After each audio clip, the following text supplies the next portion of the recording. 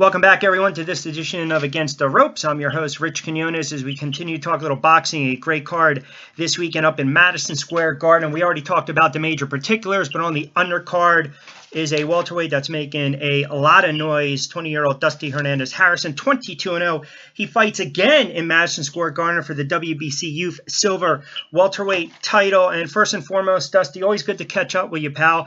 How are you feeling? How is training camp going? And talk a little bit about your mental preparation and just how do you feel going into this fight? I feel real good. Training's going good. I'm actually walking on the treadmill right now, shedding the last pound or two.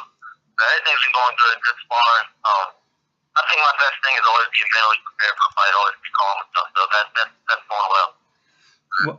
Well, we appreciate you taking a couple moments while you're trying to shed those last couple pounds. It shouldn't be hard for a young kid your age, but but the bottom line is you have another shot here at a youth title against Wilfredo Acuna. Have you done any work up on him? Have you studied any film? What do you know about him? Give us a little scouting report.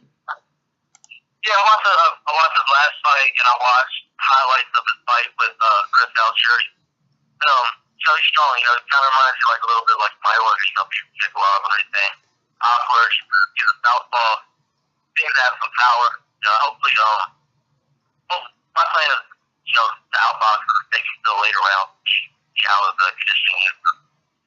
Yeah, and it's interesting. When I was just earlier talking to your father, he mentioned Algieri might be one of his new favorite fighters next to you. When you look at your career, and we saw on the big stage, and we saw you fight in Madison Square Garden, and I want to go back for a moment to the Blassie fight where you had a little adversity. You went down in the second, you were able to floor him in the second, and then in the fifth, and then you won in 6 rounds. What'd you learn about yourself at that moment? Because I believe it was only the second time in your career that you got knocked down, but you were able to overcome that, come up, and then dispatch him.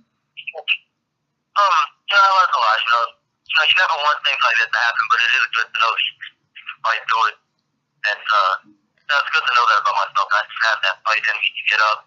Not only get up, I put him down and came close to ending the fight with him early. So, I can't be too relaxed in the beginning of the fight. I've been working on that at the gym.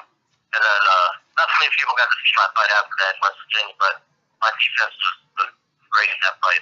I think it's a result of the knockdown. San Diego maybe stay focused right before the belt. Well, they say, yeah, obviously a young fighter sometimes learns a lot more from adversity, a loss in the ring. You haven't sustained any losses. I want to go back for a moment because you look at your amateur background. It's so well highlighted and decorated. And the fact that you were able to turn pro at such a young age. Do you credit a lot of the time in your ring in the amateurs to really make that smoother transition into the pros? Yeah, because in the amateurs, I fought a lot of national tournaments. I fought people from all over the country, even certain times from other countries. So many styles. In the amateurs, you're not watching tape when everybody fights. You really do have to be in ring stuff on the fly. Amateur fights are short. So I think it really helps you a lot having all the amateur friends. Fought people from Ireland, Mexico, all over the country. So I see a lot here.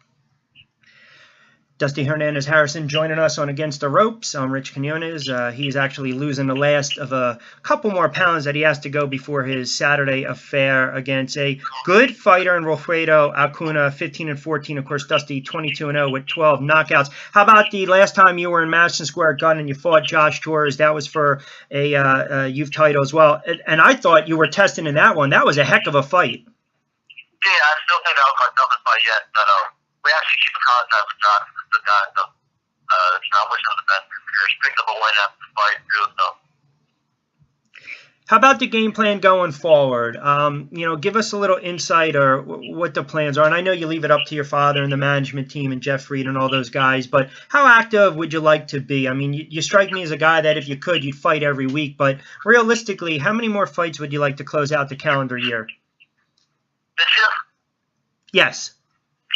As many, one every month if it was up to me, but maybe at least 3 or 4 more. I hope. Have you kind of absorbed it yet because you're such a young kid and you had such success that no matter what, there's always going to be naysayers, doubters out there, maybe question your talent, your question, the level of opponent, especially the influx of social media we have. Do you even buy into that? Because it seems as though you just kind of go about your business. None of the about it. Like I said, I think one of my best things is being mentally prepared for the fight. You know, I don't pay attention to any of it. You know, even if I see it, it doesn't bother me. You know, I know what I can do. I know what I want. You know, a lot of times I see people say about how I step up and play. You know, but it's not like I didn't try to step it up with a lot of opponents. So I don't really pay any mind. So it don't bother me. Last one for you. Again, we appreciate a couple moments. How about, again, getting that opportunity, fighting on a Golovkin card at Madison Square Garden? I know you're going to have a lot of fans, family, and friends. Take that bus up there. You have some family in New York. How about the opportunity for that one more time to showcase your talent on that stage? Yeah, it's going to be good. We do have a few buses going. We had a lady named Sammy help set it up again. So we actually got more than last time. So I'm real excited. You know, last time I fought in New York, I felt like I was at home because everybody came out for it. So I'm really looking forward to it. Well, if you win, come Sunday, and I know you're going to eat good, you'll be able to put that weight right back on. Oh yeah, I made the weight yesterday. I just had a big dinner last night. No more than that all. All right. Well, I'll let you continue on the treadmill. Always appreciate a couple moments, and best of luck Saturday. All right, thank you. Good talking to you.